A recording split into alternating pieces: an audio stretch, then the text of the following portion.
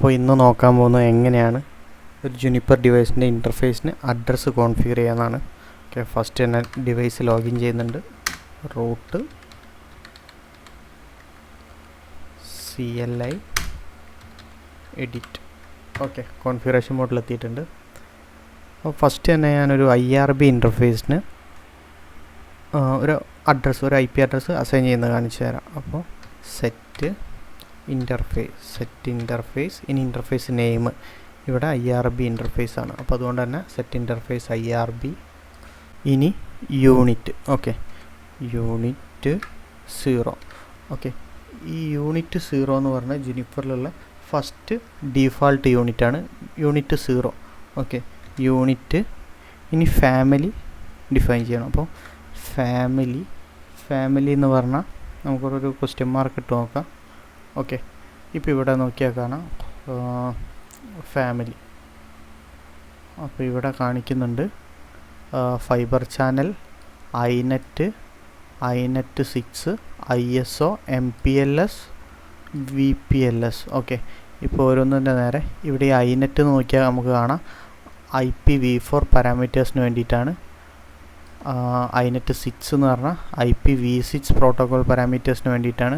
Okay, അപ്പോൾ നമ്മൾ IPv4 ആണ് കോൺഫിഗർ ചെയ്യുന്നത്. ഓക്കെ, അപ്പോൾ അതുകൊണ്ട് തന്നെ INET ഫാമിലി INET. ഇനി അഡ്രസ്സ്. Okay, address.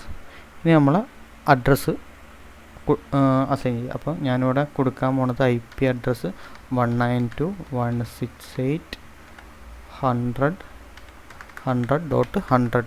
ഇനി /24. ഓക്കെ, ഇനി ഞാൻ ജസ്റ്റ് ഒന്ന് കമ്മിറ്റ് കൊടുക്കുന്നുണ്ട്.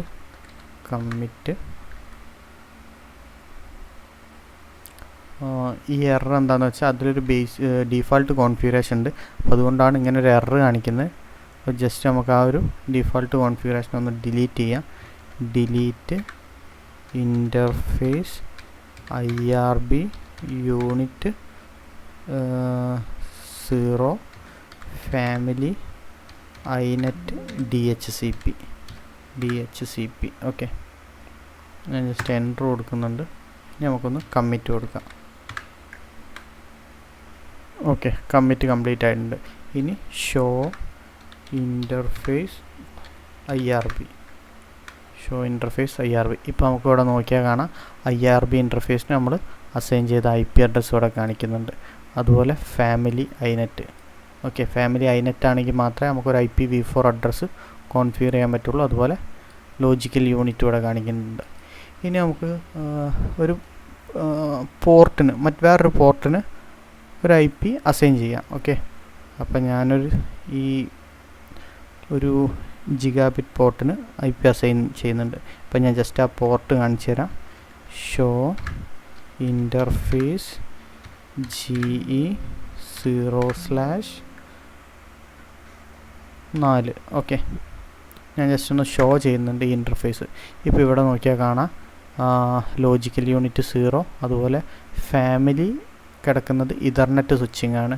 ഓക്കെ, അതുപോലെ സ്ട്രോം കൺട്രോൾ ഡീഫോൾട്ട്. നമുക്ക് ഈ ഒരു ഇൻ്റർഫേസിന് ഒരു അഡ്രസ്സ് കോൺഫിഗർ ചെയ്ത് നോക്കാം. അപ്പോൾ അതിന് വേണ്ടിയിട്ട് സെറ്റ് ഇൻ്റർഫേസ്.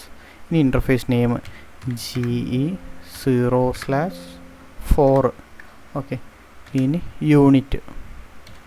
ഇത് ഡീഫാൾട്ട്, അതായത് ഫസ്റ്റ് ഡീഫാൾട്ട് യൂണിറ്റാണ് ജുനിപ്പറിലെ യൂണിറ്റ് 0. ഓക്കെ, നമുക്ക് ഒരു ഇൻ്റർഫേസിൽ തന്നെ മൾട്ടിപ്പിൾ അഡ്രസ്സ് കോൺഫിഗർ ചെയ്യാൻ പറ്റും. അതിന് വേണ്ടിയിട്ടാണ് മൾട്ടിപ്പിൾ യൂണിറ്റ് കോൺഫിഗർ ചെയ്യുന്നത്, അതായത് മൾട്ടിപ്പിൾ പാരാമീറ്റേഴ്സിന് വേണ്ടിയിട്ട്.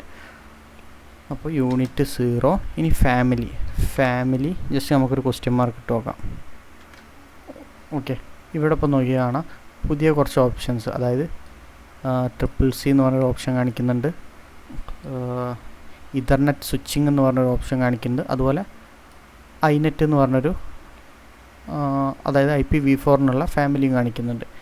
അപ്പോൾ ഇതൊരു L3 സ്വിച്ചാണ് ഞാൻ ഇവിടെ ഈ ഒരു കോൺഫിഗറേഷൻ യൂസ് ചെയ്യുന്നത്. അപ്പോൾ അതുകൊണ്ട് തന്നെ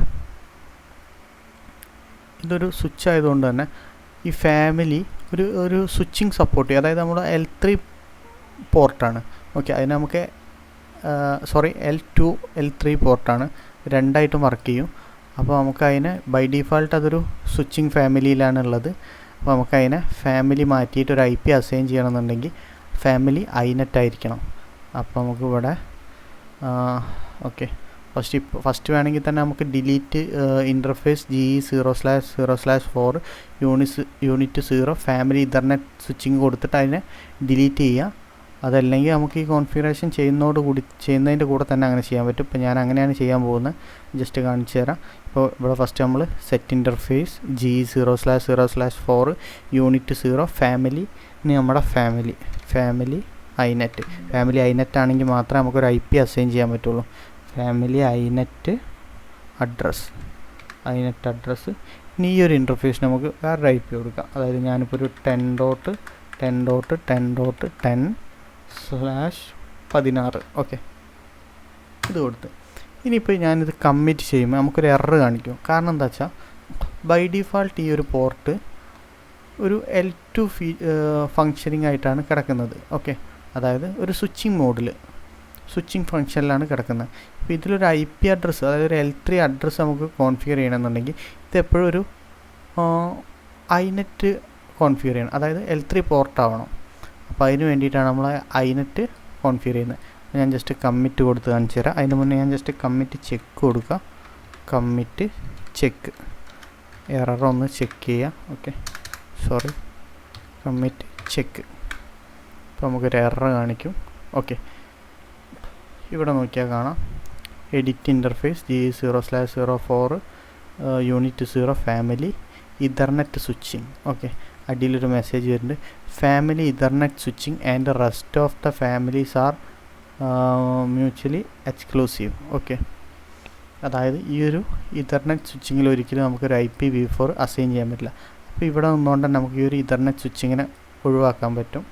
അതായത് delete interface GE0/4 unit 0 family ethernet switching. Okay Ethernet switching, അതായത് സ്വിച്ചിങ് ഫങ്ഷൻ നമ്മൾ റിമൂവ് ചെയ്ത് റൗട്ടിംഗ് പർപ്പസിനായതുകൊണ്ടൊരു L3 പോർട്ടായിരിക്കണം, അതിനുവേണ്ടി INET കോൺഫിഗർ ചെയ്ത്. ഓക്കെ ഒരു IP അഡ്രസ്സ് കോൺഫിഗർ ചെയ്യാൻ വേണ്ടിയിട്ട്. ഇപ്പോൾ ഞാൻ ജസ്റ്റ് ഇനി ഒന്ന് കമ്മിറ്റ് ചെക്ക് കൊടുക്കുന്നുണ്ട്. കമ്മിറ്റ് ചെക്ക് കൊടുക്കുമ്പോൾ നമുക്കിവിടെ കാണാം എറേഴ്സ് ഒന്നും ഉണ്ടാവില്ല.